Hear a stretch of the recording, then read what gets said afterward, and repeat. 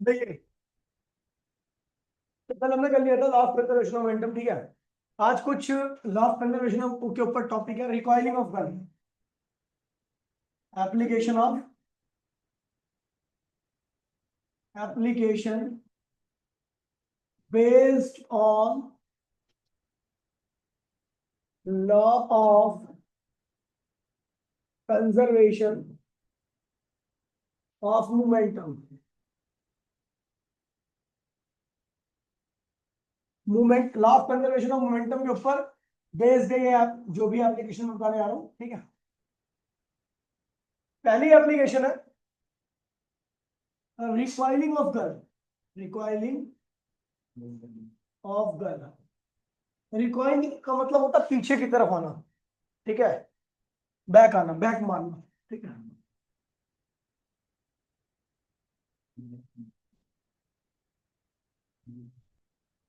ठीक है, जो गन बैक मारती है चलने के बाद, वो है रिकॉइलिंग ऑफ गन, ठीक है। अब देखिए क्या होता है कि अगर मैं बात करूं गन,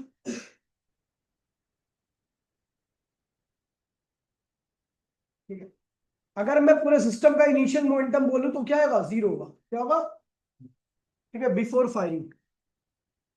बिफोर फायरिंग, फायरिंग से पहले का पूरा सिनेरियो है। आफ्टर फायरिंग क्या होगा,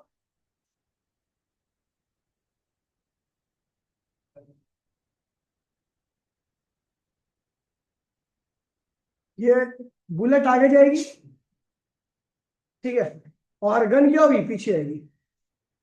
इसी को कहते हैं रिकॉइलिंग वेलोसिटी। क्या कहते हैं इसे, रिकॉइलिंग। इसका मास क्या, कैपिटल है। तो अगर मैं देखूं तो यहाँ पे फाइनल मोमेंटम क्या होगा, तो इसका मोमेंटम गन का यानी एम इंटू में भी, और माइनस स्मॉल एम भी। माइनस इसलिए लगाया क्योंकि दोनों मोमेंटम की डायरेक्शन क्या है, अपोजिट है। दोनों मोमेंटम की डायरेक्शन क्या है, अपोजिट है। तो अकॉर्डिंग टू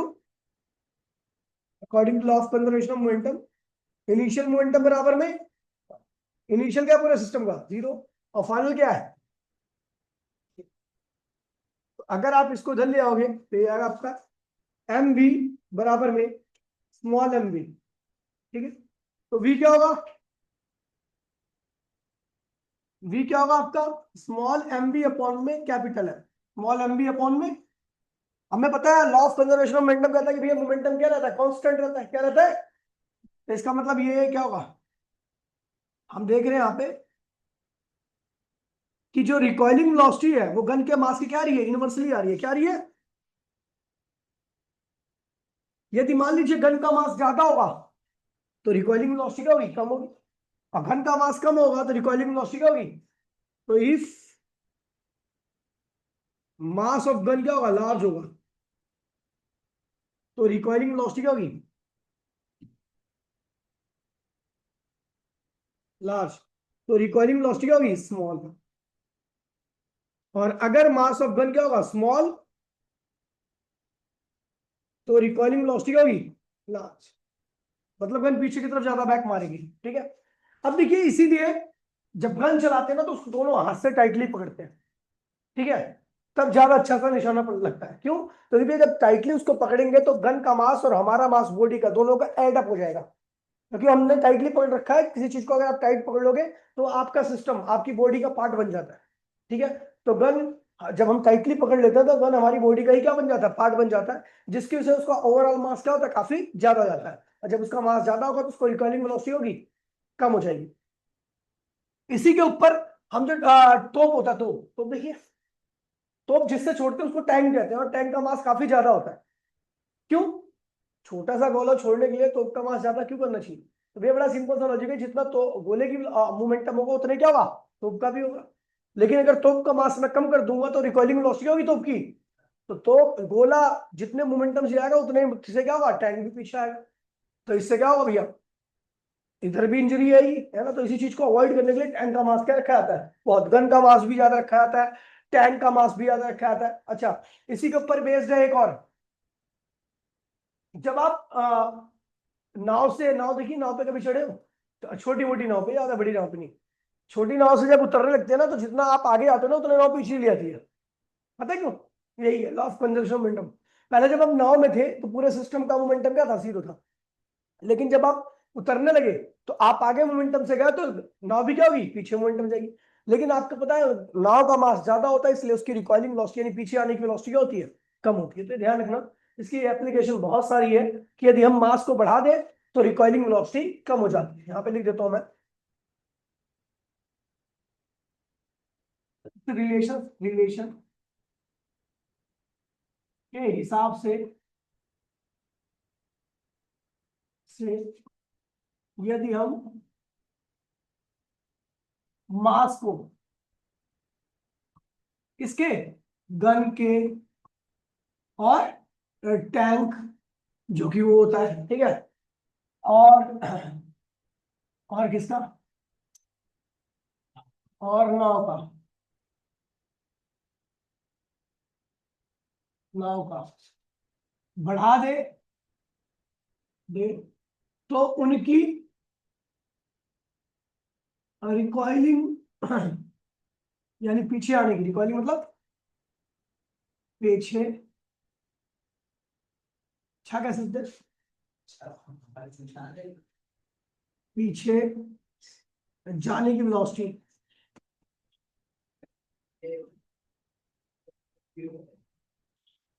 रिकॉइलिंग वेलोसिटी मतलब पीछे आने की वेलोसिटी कम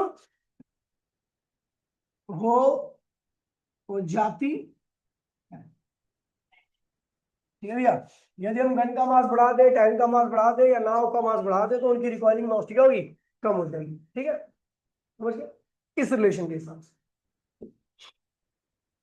अब इसी के ऊपर बेस्ड है कुछ और टॉपिक, ठीक है। अच्छा, एक क्वेश्चन भी है कि एनसीईआरटी का कह रहा है, एक लैब में एक न्यूक्लियस पड़ी हुई है, न्यूक्लियस पड़ी हुई है, ठीक है, और सडन उसके अंदर क्या होता है, एक्सप्लोजन होता है। ये शो कीजिए कि उसके दोनों दोनों टुकड़े बने हैं जो, तो एक्सप्लोजन के बाद दो टुकड़े में टूट गई वो, दोनों टुकड़े अपोजिट डायरेक्शन में मूव कर रहे हैं। समझे, एक लैब में एक न्यूक्लियस थी, वो ऐसे ही रेस्ट पड़ी हुई थी, उसके अंदर सडन एक्सप्लोजन होता है और उस एक्सप्लोजन की वजह से जो दो टुकड़े बने हैं वो अपोजिट डायरेक्शन में मूव कर रहे हैं। ठीक है, तो भैया ये एनसीईआरटी का क्वेश्चन है, मुझे याद नहीं आ रहा कौन सा क्वेश्चन है, ये न्यूक्लियस है, ये क्या थी, रेस्ट में थी, तो इसका इनिशियल मोमेंटम क्या हुआ, जीरो आफ्टर एक्सप्लोजन, ठीक है, बिफोर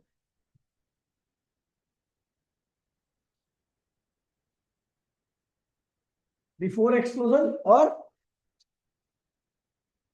आफ्टर एक्सप्लोजन।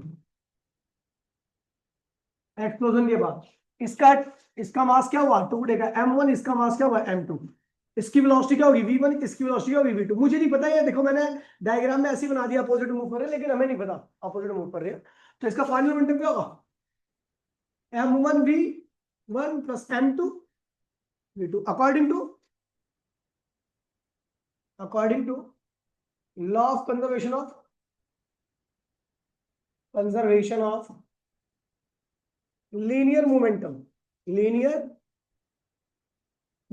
क्या कहता है भैया, इनिशियल मोमेंटम बराबर में, इनिशियल क्या है जीरो और फाइनल क्या है m1 v1 plus m2 v2।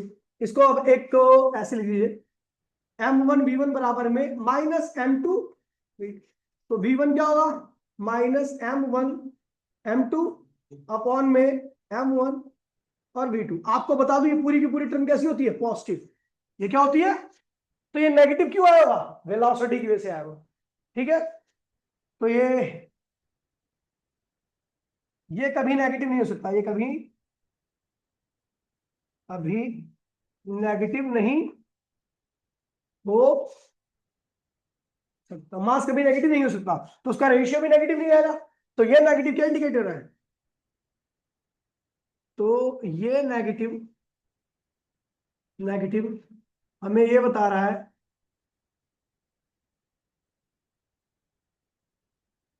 कि v1 vector opposite to v2 vector, यानी ये दोनों एक दूसरे के क्या हो रहे हैं, टुकड़े उल्टा मूव कर रहे हैं। यहाँ पे क्या क्वेश्चन क्या है, show that the exploded part exploded part moves in opposite और डायरेक्शन, ठीक है, एक्सप्लोडेड पार्ट ऑफ न्यूक्लियस। हमें ये शो करना है इस क्वेश्चन में कि जो एक्सप्लोडेड पार्ट है वो अपोजिट डायरेक्शन में मूव कर रही है, ठीक है, ये हो गया। इसी के ऊपर क्वेश्चन था, आता है एनसीईआरटी में, ठीक है। तो हमने ये शो कर दिया कि ये जो एक्सप्लोडेड पार्ट है वो अपोजिट डायरेक्शन में मूव कर रही है, ठीक है। फिर इन्हीं के ऊपर आता है आपको, ठीक है, कंसेप्ट क्या है, बड़ा आसान सा कंसेप्ट है जो आपको मैं कराने जा रहा हूं, ठीक है। एक बॉडी है जिसका मास क्या m1 है, इसका एक्सेलरेशन a1 है, तो इसके ऊपर जो एक्सटर्नल फोर्स लग रहा होगा क्या होगा, m1 इंटू में क्या होगा, इसका मास इंटू में इसका एक्सेलरेशन। पहला कंसेप्ट ये है, पता ही होगा इनको। दूसरा, एक बॉडी ये है, इसका मास m है, इसके ऊपर F1 फोर्स इधर लग रहा है, इधर F2 लग रहा है, दोनों फोर्स अपोजिट है। मैंने क्या दिया, if F2 is greater than F1, मैंने कहा ये वाला फोर्स ज्यादा, ये वाला फोर्स कम है, तो ये बॉडी मूव कहां करेगी, एक्सेलरेट कहां करेगी, लेफ्ट में राइट में, लेफ्ट में, तो इसका एक्सेलरेशन क्या होगा, ए। तो देन क्या होगा, नेट फोर्स। अब देखो यहाँ पे दो फोर्स लग रहे हैं, इसलिए मेरे को टोटल फोर्स लिखना पड़ेगा। एक फोर्स होता तो कोई दिक्कत नहीं होती, यहाँ पर दो दो फोर्स है, तो टोटल फोर्स क्या होगा, बॉडी का मास जो कि m है इंटू में बॉडी का एक्सेलरेशन। टोटल फोर्स जो होता है हमेशा मास और एक्सेलरेशन के प्रोडक्ट के क्या होता है, बराबर आता है। यहां पर टोटल फोर्स किसके बराबर होगा, एक फोर्स ये लग रहा है, एक फोर्स ये लग रहा है, टोटल फोर्स किसके बराबर होगा, F2 माइनस F1। माइनस क्यों किया, क्योंकि दोनों की डायरेक्शन क्या है, अपोजिट है, और मैंने F2 माइनस F1 इसलिए किया क्योंकि F2 ज्यादा और F1 क्या है, कम है, ठीक है। ऐसे ही तीसरा कंसेप्ट क्या कहता है, ये बॉडी, इसका मास m1 है, यहां पर F1 फोर्स लग रहा है और यहां पर F2 फोर्स लग रहा है, और ये एक्सेलरेट इधर कर रही है, तो यहां पर भी मुझे पता है दो फोर्स लग रहे हैं, तो यहां पर दो है क्या, तीन लगे, तीन लगेंगे, फिर भी आपको ही करना है। तो टोटल फोर्स बराबर में या नेट फोर्स बराबर में क्या होता है, बॉडी का मास इंटू में उसका, तो यहां पर टोटल फोर्स क्या होगा, F1 प्लस F2 बराबर में मास इंटू में एक्सेलरेशन। तो ये कुछ कंसेप्ट है आपको जो याद रखने हैं, ठीक है, जो मैं कराने जा रहा हूं। टॉपिक का नाम है कनेक्टेड मोशन, ठीक है, कनेक्टेड मोशन, कनेक्टेड मोशन, ठीक है। अब देखिए, कनेक्टेड मोशन एक ऐसा टॉपिक है जो काफी बार डायरेक्टली एनसीईआरटी आपके एग्जाम में पूछा भी जाता है। होता क्या है इसमें, ये पुली है, पुली से दो मास रखे लटके हैं, m1 और m, इस तरीके। आपको बता दूं कि भैया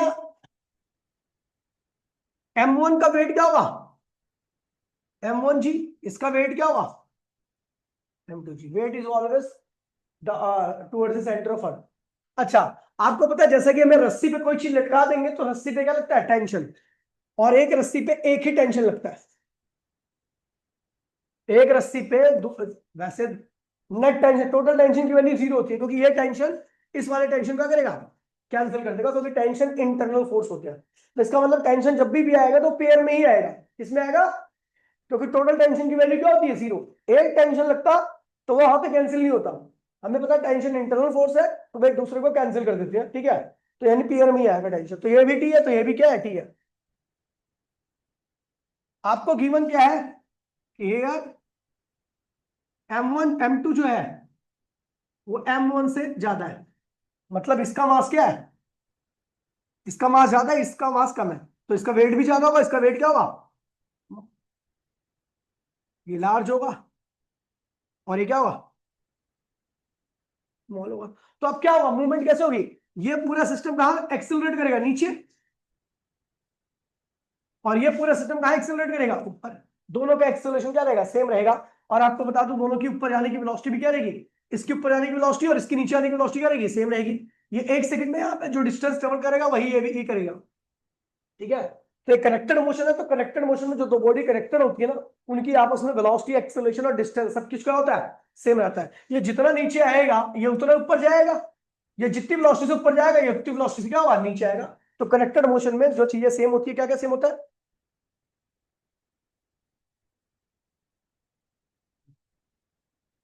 इन connected motion,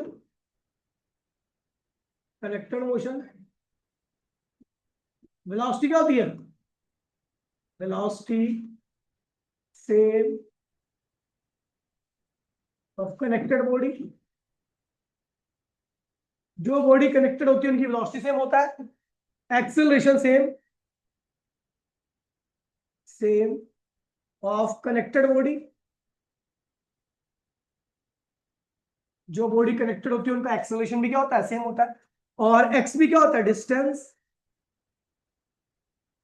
is also distance same of connected body. ये सारी चीजें क्या होती है? जो वो दो बॉडी आपस में कनेक्टेड है, सब कुछ क्या होता है उनका? ये सेम रहेगा। ठीक है भैया, तो इसे ध्यान रखना। ठीक है, अब देखिए यहां पर मुझे, अगर मैं बात करूं केवल इस सिस्टम की, किसकी, तो ये सिस्टम जा कहां रहा है? ऊपर जा रहा है। चलो इसकी इक्वेशन लिखते हैं। टेकिंग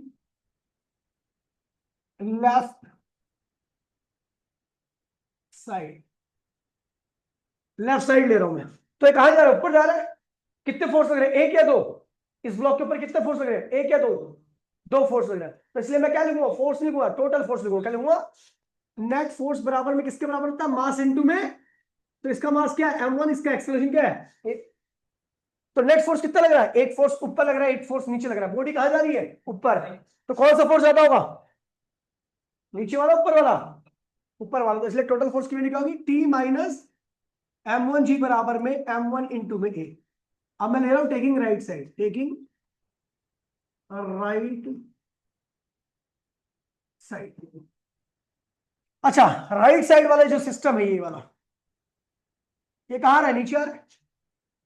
तो यहां पर भी दो फोर्स ही लग रहे हैं, तो नेट फोर्स क्या होगा? मास और इसका एक्सेलरेशन। मास कितना, नेट फोर्स क्या होगा?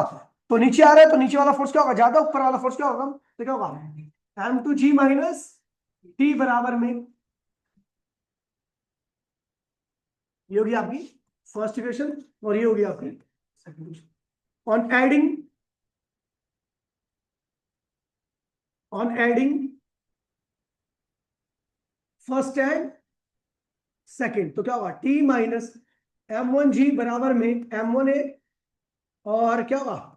m2g माइनस टी बराबर में m2a। टी से डी क्या होगा? कैंसिल होगा। अब इन दोनों को लिखूंगा तो क्या लिखूंगा? m1g minus, sorry, m2g minus m1g बराबर में m1a प्लस m2a। यहां से हमने क्या किया? g कॉमन ले लिया, तो m2 माइनस m1, और a कॉमन ले लिया तो m1 प्लस m2। तो a की वैल्यू क्या होगी? g m2 minus m1 upon में m1 प्लस। तो ये आ गया पूरे सिस्टम का एक्सेलरेशन। मतलब ये ब्लॉक जितने एक्सेलरेशन ऊपर जा रहा है और ये ब्लॉक जितने एक्सेलरेशन से नीचे आ रहा है, उसकी वैल्यू आपको निकाल दी है। अच्छा, दूसरा टेंशन भी पूछता है। क्या पूछता है? And tension.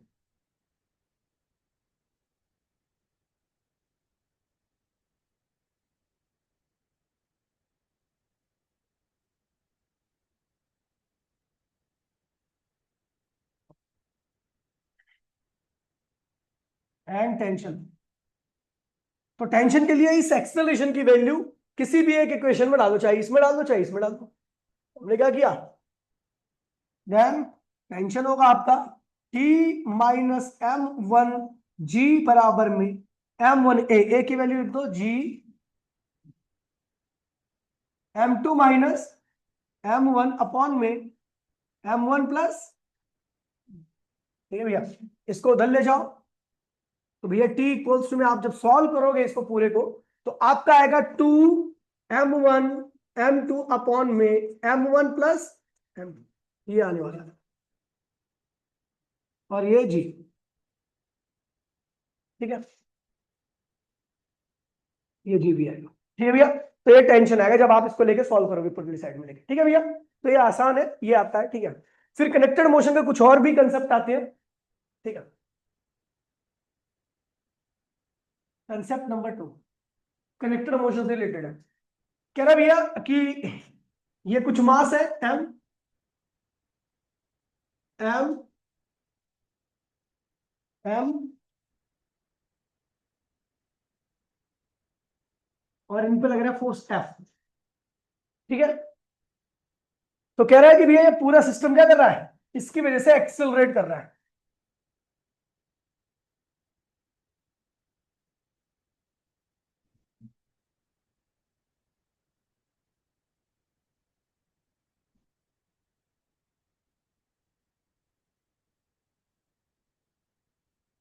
इसे कहते हैं हॉरिजॉन्टल प्रॉब्लम। ऐसा ब्लॉक बहुत सारे कनेक्टेड है और वो हॉरिजॉन्टल लगे हुए एक दूसरे से, ठीक है, ऐसा ट्रेन की तरह है, ठीक है। और ये एफ फोर्स इसको खींच रहा है। तो आपको बता दूं एफ एक्सटर्नल फोर्स है। ये क्या है, यानी सबके अंदर जो भी एक्सेलरेशन आएगा, इस पूरे सिस्टम के अंदर जो भी एक्सेलरेशन आएगा वो इसी एफ की वजह से आएगा। चलो पहले एक बात देखो, सबसे पहले सिस्टम का एक्सेलरेशन निकाल लेते हैं। तो एक्सेलरेशन क्या होगा, एक्सेलरेशन होता है फोर्स, कौन सा फोर्स, अपॉन में टोटल मास। तो एक्सेलरेशन क्या होगा, टोटल एक्सेलरेशन फोर्स क्या है, एफ है, और टोटल मास क्या है, 4m है, 4m। तो पूरे सिस्टम का एक्सेलरेशन हमें पता लग गया। ठीक, अब पूरे सिस्टम का जो एक्सेलरेशन होगा वही इसका होगा, वही एक्सेलरेशन इसका होगा, वही एक्सेलरेशन इसका होगा, और वही एक्सेलरेशन क्या होगा इसका। ठीक है, अच्छा, इसमें क्या बोलता है, क्या बोलता है देखिए भैया, calculate, calculate T1, T2, T3, हाँ T3, ये सारी वैल्यूज निकालो। अब ये है कहां पे, तो भैया यहां पे लग गया, T1 टेंशन यहां पे लग रहा है। अभी दो तीन इसलिए लगाया क्योंकि T1 जो है वो पेयर में आता है, एक T1 इधर लगेगा तो एक T1 इधर लगेगा, मैं एक ही बना रहा हूँ, ठीक है, वरना डायग्राम कर। T2 इधर लगेगा और T3, और मैं पेयर में क्यों बना रहा हूं, क्योंकि tension is the internal force, और टोटल टेंशन एक स्प्रिंग पे क्या होता है, 0 होता है। अब चलो करते हैं, अगर मैं इस ब्लॉक को देखूं तो केवल इस ब्लॉक को ही देखूंगा, बाकी सबको भूल जाओ। अब ये ब्लॉक कहां जा रहा है, राइट साइड में। इसके ऊपर कितने फोर्स लग रहे हैं, एक आगे लग रहा है एफ और एक पीछे लग रहा है T1। ठीक है, तो इसकी इक्वेशन में क्या होगा, टोटल फोर्स बराबर में मास इंटू में एक्सेलरेशन। टोटल फोर्स क्या लग रहा है, एफ माइनस T1 पीछे होगा, ठीक है, क्योंकि T1 इसको पीछे खींच रहा है, बराबर में मास कितना है इसका m, और एक्सेलरेशन कितना है, एफ अपॉन में 4m। m से क्या हुआ, कैंसिल हो गया, इसको उधर की साइड ले आओ, या फिर एक काम करो, इसको इधर ले आओ, उसको इधर ले आओ, तो T1 पॉजिटिव जाएगा उधर जाके, और f माइनस एफ अपॉन में 4। तो सॉल्व करोगे तो आएगा आपका 3f अपॉन में 2। ये हो गया आपके T1 की वैल्यू, निकाल ली T1 की वैल्यू। अब T1 आ गया तो चलो इस ब्लॉक को लेते हैं।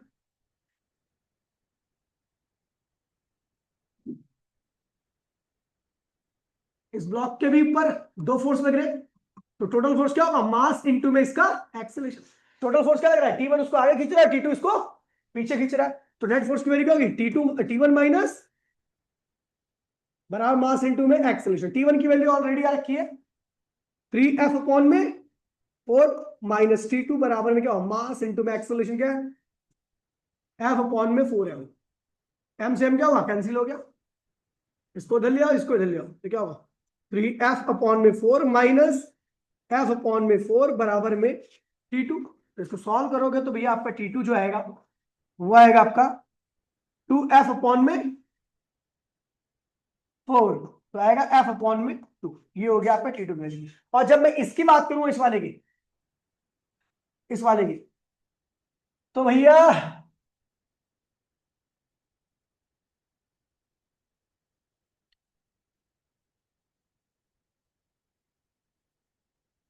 हमें पता है हमारे भी दो फोर्स लेंगे, है ना।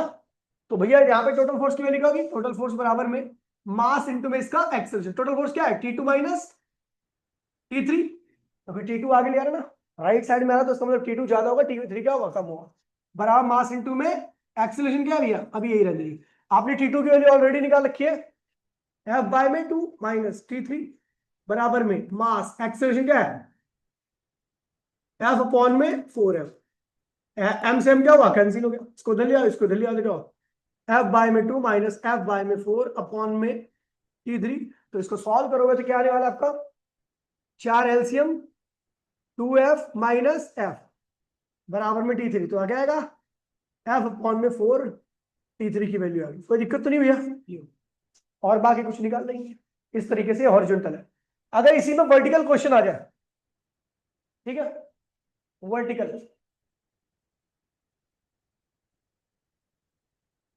वर्टिकल प्रॉब्लम आ जाए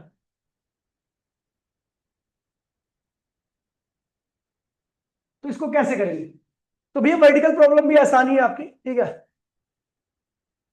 चलो, होता क्या है इसमें कि ब्लॉक इस तरीके से लटके होते हैं, मास सेम भी हो सकते हैं, डिफरेंट भी हो सकते हैं, मर्जी है। चलो मैं इस बार ये डिफरेंट लेके चलता हूं, है ना। इनको ऊपर खींच रहा है एफ फोर्स। कौन खींच रहा है? F force. ध्यान दीजिएगा, इसका मास m1 है, इसका मास m2 है, इसका मास m3 है, ठीक है। अब अगर हॉरिजॉन्टल होगी तो टेंशन पेयर में आएगा, ठीक है, और अगर सिस्टम वर्टिकल होगा तो टेंशन केवल यूनि डायरेक्शन रहेगा, वो भी ऊपर की तरफ, ठीक है। क्योंकि ये सिस्टम पूरा एक्सेलरेट कर रहा है ऊपर की तरफ, ए एक्सेलरेशन, ठीक है। ठीक है, तो यहां पे देखिए एक टेंशन यहां पे आ रहा है वर्टिकल T1, यहां पे क्या आ T2, ठीक है। तो अब देखिए इधर क्या, नीचे क्या लगेगा? नीचे क्या लगेगा भैया? वेट लगेगा। वेट इसका क्या होगा? इसका इसका वेट क्या होगा? अब m3g लगेगा ना, m3।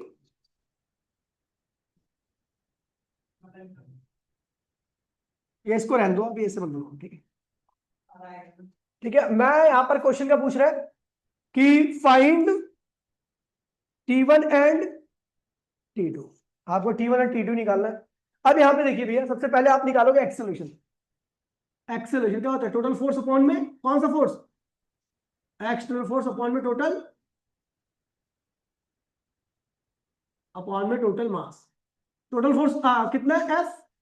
टोटल मास कितना लग रहा है भैया? m1 plus m2 plus m3। ये पूरे सिस्टम का क्या आ गया? एक्सेलरेशन आ गया। अब मैं देखिए, जब मैं बात करूंगा ध्यान दीजिएगा इसमें,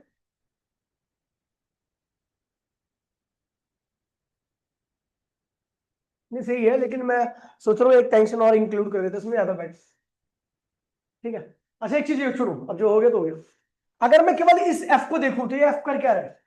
ये इन तीनों ब्लॉक को खींच रहा है। ये एफ क्या कर रहा है? ये इस एफ की बात करूं तो ये एफ क्या करेगा? तीनों ब्लॉक को खींच रहा है ऊपर। तो अगर इक्वेशन बनेगी, अगर मैं इनको, इसके लिए फर्स्ट ब्लॉक की बात करूं तो यहां पर अगर मैं इसको लिख दूं, एफ की बात करूं तो एफ क्या कर रहा है? m1 को भी खींच रहा है, m2 को भी खींच रहा है, और m3 को भी खींच रहा है। ये खींच रहा है ना। नीचे वेट कितना लग रहा है? m1 plus m2 plus m3 into में, और एक्सेलरेशन क्या है इसके ऊपर जाने का? ए। इक्वेशन वालों, ऊपर जा रहा है, टोटल फोर्स क्या होगा? मास इंटू में, मास कितना भैया? m1 plus m2 plus m3 into में ए, ठीक है। अब टोटल फोर्स, दो फोर्स लग रहे हैं, एक फोर्स ये लग रहा है, एक फोर्स ये लग रहा है। बॉडी कहां जा रही है? ऊपर। तो इसका मतलब एफ ज्यादा होगा, minus m1 plus m2 plus m3 into में जी, बराबर में m1 plus m2 plus m3, और ए की वैल्यू क्या रखी है? एफ अपॉन में m1 प्लस m2 प्लस, ये और ये क्या कैंसिल हो गया, ठीक है। तो हमें निकालना क्या है? तो जीरो आ जाएगा। वो एफ गिवन है इसलिए ये दिक्कत हो रही है, ठीक है। तो ये हो जाएगा आपका, ठीक है, मतलब ये इक्वेशन बन जाएगी। इसके लिए मैं इतना लिख रहा हूँ केवल। अब मैं T1 निकालने आ रहा हूँ दूसरा, इसको नहीं सॉल्व कर रहा, ठीक है, इसको मैं सॉल्व नहीं कर रहा, ठीक है। सेकंड, अगर मैं सेकंड को देखूं तो जो T1 है, T1 क्या कर रहा है? ये T1 क्या कर रहा है? ये इसको भी खींच रहा है, इसको भी खींच रहा है, यानी T1 के द्वारा खींचा गया मास क्या होगा? m2 plus m3। वेट कितना होगा? m3 plus, sorry, m2 plus into में जी। इसका एक्सेलरेशन क्या है? तो इक्वेशन बनाओ भैया। तो टोटल फोर्स बराबर में क्या होगा? मास कितना है? m2 प्लस m3 इंटू में एक्सेलरेशन, टोटल फोर्स क्या होगा T1 minus m2 plus m3 into में जी, और बराबर में क्या होगा m3 plus m2 plus m3 into में एक्सेलरेशन की वैल्यू क्या रखी है f अपॉन में m1 plus m2 plus m3। समझ गए भैया क्या हुआ, कटेगा बटेगा नहीं कुछ भी। ठीक है, इसको उधर ले जाओ तो यहां से आएगा आपका T1, निकाल लोगे T1। ठीक है, और अगर मैं बात करूं इसकी थर्ड वाले ब्लॉक की, तीसरे ब्लॉक की, तीसरे ब्लॉक में जो टेंशन लग रहा है T2 वो केवल इसको खींच रहा है ना। तो बना लो डायग्राम इसका। तो M3 को खींचने वाला कौन है T2, नीचे वेट कितना लगा M3 जी, और एक्सीलरेशन कितना है। तो इक्वेशन क्या होगी, टोटल फोर्स बराबर में मास इंटू में एक्सीलरेशन, टोटल फोर्स क्या होगा T minus T2 minus M3G बराबर में M3 इंटू में A कितना है, क्या है F M1 plus M2 plus M3।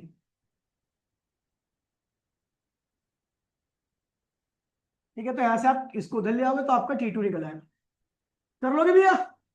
तो इस तरीके क्वेश्चन आते हैं, मैं अभी आपके एग्जाम से पहले भी कराऊंगा ऐसे क्वेश्चंस बहुत सारे। ठीक है, समझ गए। अक्टूबर में होंगे एग्जाम तो। हाँ हाँ, मेरे को लग ही रहा था कि डिले होगी एग्जाम में, अक्टूबर से पहले हो जाएगा, छोटे बच्चे को हो सकते हैं ना। आपको पता है क्या, सिलेबस बहुत ज्यादा है ना तुम्हारा फिजिक्स का। अब सिलेबस कहाँ से होंगे, फिजिक्स का ही नहीं होगा, बाकी सबका होगा। अपने पास बहुत टाइम है, आराम से आप चाहोगे तो पूरे में से पूरे मार्क्स ला सकते हो फिजिक्स में। पता उससे को मेरे यहाँ पढ़ाया बच्चा टफ कितना भी है, कोई दिक्कत नहीं। गलत कह रहा हूँ क्या। अगला देखिए, एक क्वेश्चन देख लेते हैं। देखिए, ये है 2 kg, नीचे लगा है 10 kg, ये है 20 kg। ठीक है, और यहां पे लग रहा है 500 न्यूटन का फोर्स। नहीं यार, 500 तो खींच नहीं पाएगा। हाँ, 3 kg।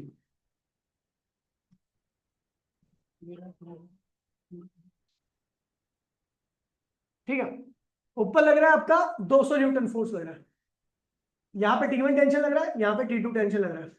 ठीक है, तो बताइए इस पूरे सिस्टम का एक्सेलरेशन क्या होगा। ठीक है, एक्सेलरेशन क्या होगा, T1 कितना होगा, T2 कितना होगा, कैसे करेंगे। तो भैया सबसे पहले हम बात करते हैं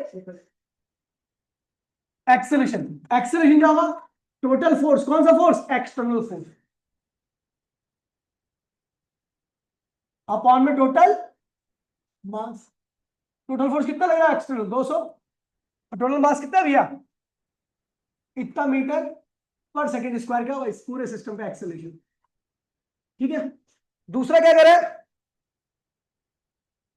टेंशन निकालना। तो आपको पता है T1 जो है वो इसको भी खींच रहा है, इसको भी खींच रहा है, यानी कितने मास को खींच रहा है 13 kg मास पर।